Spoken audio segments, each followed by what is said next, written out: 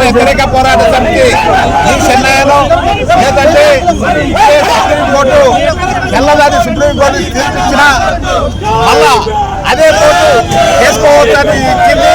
అది తప్పు తీవ్రంగా ఖండిస్తున్న సుప్రీంకోర్టు. ఎందుకంటే ఇది మోడీ వెనుక వెంకయ్య నాయుడు, వెంకయ్య నాయుడు వెనుక కిషన్ రెడ్డి, నారా చంద్రబాబు నాయుడు అందరూ ఇది కుట్ర చేసి సుప్రీంకోర్టును ఒప్పించిందని కూడా మేము డిమాండ్ చేస్తున్నాం.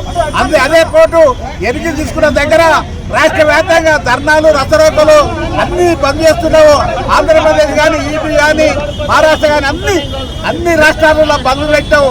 ఈడ కూడా తెలంగాణలో కూడా బంద్ చేస్తున్నాం. అందు గురించనే మేము పోరాటం చేసి ఎస్సీ వర్గీకరణ కాకుండా సుప్రీంకోర్టుకు పిటిషన్ వేసి న్యాయమూర్తులు 9 మంది న్యాయమూర్తులతో సుప్రీంకోర్టు కోర్టు వేసి వచ్చే పిచ్చిన దగ్గర ఉద్యమాలు చేస్తామని డిమాండ్ చేస్తున్నాం.